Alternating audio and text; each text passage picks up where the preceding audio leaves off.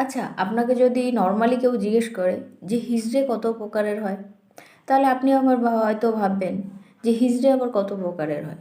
হিজড়ে তো এক ধরনেরই হয়, যেটা ভগবান বানিয়েছে, না তো স্ত্রী না তো পুরুষ, তাকেই হিজড়ে বলে। হ্যাঁ, তাকে হিজড়ে বলে, কিন্তু তাছাড়াও আর এক ধরনের হিজড়ে আছে।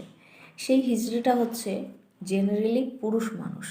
কিছু পুরুষ হিজড়ে আছে যারা নিজেদের প্রয়োজন মেটাতে, নিজেদের পেটের জ্বালা মেটাতে, কিংবা নিজের পরিবারের লোকের খরচ বের করার জন্য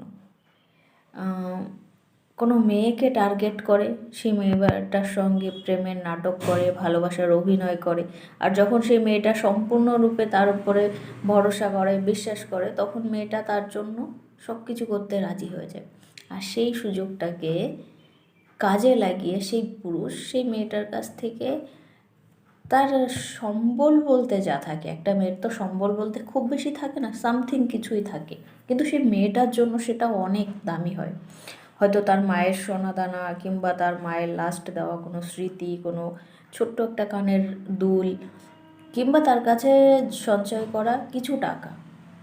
আর তার ঊর্ধ্বে গিয়েও যদি সে না পারে, তাহলে সেই মানুষটার জন্য সে লোকের কাছে ধার দেনা করে এনে অনেকভাবে পুরুষটাকে হেল্প করে।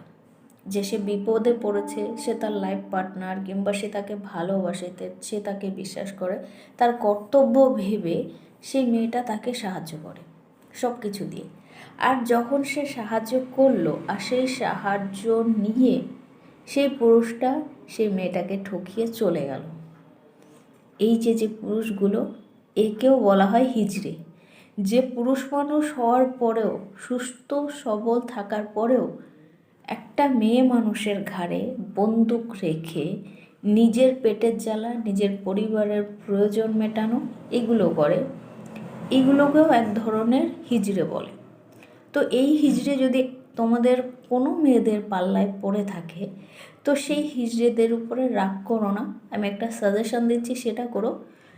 সেই হিজড়েটাকে ভবিষ্যতে দেখা হলে কটা লাল চুড়ি, একটা লাল পেরে শাড়ি, একটা সায়া ব্লাউজ কিনে একটা বড় একটা লাল টিপ দিয়ে গিফট করে এসো, আর বলে এসো যে ভবিষ্যতে যখনই টাকার প্রয়োজন পড়বে, নিজে যদি কামাই না করতে পারে, তাহলে যেন বাজারে গিয়ে তালি মেরে টাকা কামায়।